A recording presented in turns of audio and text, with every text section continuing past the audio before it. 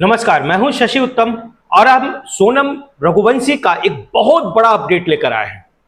सोनम रघुवंशी के हत्याकांड के बाद अब उसमें ईडी की एंट्री होने वाली है। जी हां, ईडी की एंट्री, वो भी हवाला कांड के जरिए।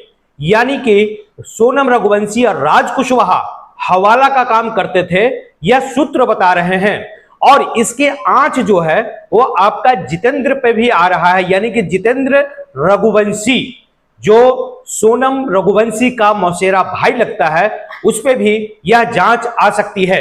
क्योंकि जो मोबाइल जो खंगाले गए हैं, जिस तरीके का अकाउंट की डिटेल जो खंगाली गई है, उसमें हवाला कांड का एक बहुत बड़ा एक नेटवर्क सामने आने वाला है, जिससे ये खुल जाएगा कि ये लोग हवाला कारोबारी काम करते थे। क्योंकि सोनम रघुवंशी के पास जो पैसा आया था वो हवाला के कांड की वजह से आया था। यानी कि हवाला कांड में जो लिप्त लोग हैं, जिसमें कि किस पे आंच आने वाली है, सोनम रघुवंशी, राज कुशवाहा, जितेंद्र रघुवंशी और सोनम रघुवंशी का भाई गोविंद रघुवंशी पे भी इसकी आंच आ रही है। अभी यह जांच होना बाकी है, अभी ईडी की एंट्री आ जाएगी इसके अंदर। उसके बाद एक बहुत ही बड़ा और भी कांड का खुलासा होगा। यह सिर्फ मर्डर ही नहीं था, बल्कि मर्डर के लिए जो पैसे आए थे, वो जो पैसे जो खर्च होने थे, आगे जो जिंदगी जो बितानी थी सोनम रघुवंशी की, वो यही ईडी के हवाले के पैसे से। अब ईडी की एंट्री के बाद यह स्पष्ट हो जाएगा कि हवाला के कितने बड़े कारोबारी थे।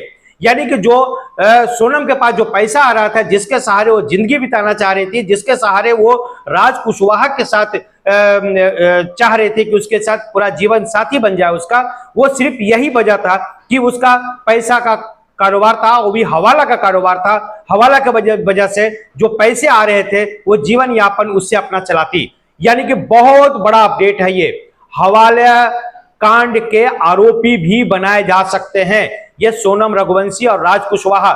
लेकिन जब उसके घर में रहते हुए जितेंद्र के एक नाम आया था सामने, जिसपे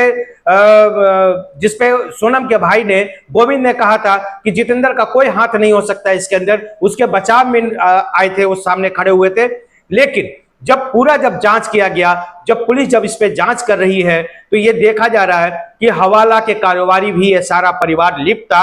अब किसकी कितनी संलिप्तता थी, ये अभी मालूम जांच होने के बाद आएगा।